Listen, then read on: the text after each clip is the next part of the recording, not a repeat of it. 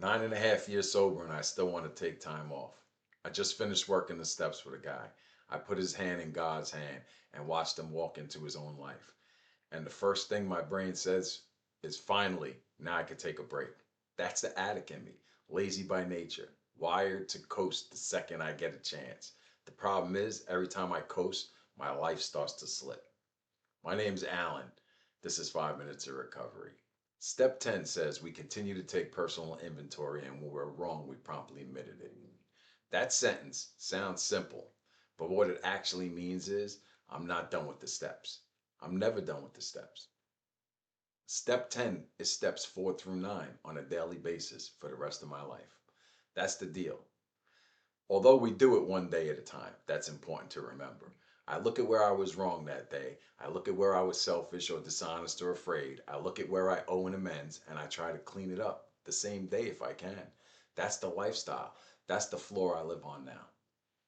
And when I do it every single time, my life works. I sleep better. My head's quieter. My business runs smoother. My marriage is closer. The guys I sponsor get more out of me because I have more to give them. I know this. I've known it for years. So you think I just do it without resistance. And some days I do, but I don't always do it without resistance. I still hit weeks where I want to coast, where I want to take some time off from sponsoring, where I tell myself I've earned some me time. That's so funny. And every single time I take that time off, something starts to drift. Here's the pattern I noticed with myself. Absolutely. I take a guy through the steps. We go all the way. I get him to the point where he could sponsor somebody else. That's what my job is, right? Put his hand in God's hand. And then we're done with the formal work. Some of those guys stay close. Some of them become real friends I see every week. Some I keep sponsoring through new things that come up. But some go their own way. And that's how it's supposed to work too. I put their hand in God's hand. My job is done. Here's the part though, I need somebody new in front of me because the act of taking a guy through the steps is what keeps me on top of my own program. I get to check myself by doing that. And every time I finish, instead of looking for the next guy, I tell myself, I'll start again next month. I'm just going to take a little bit of time off. That's the laziness. That's the part of me that wants to rest on spiritual bank account that doesn't earn interest if I'm not making deposits. Because here's the truth. Nobody warned me about in the long term that in long term return. Here's the truth that nobody warned me about in long term recovery. The work doesn't get easier with time. The grace gets bigger.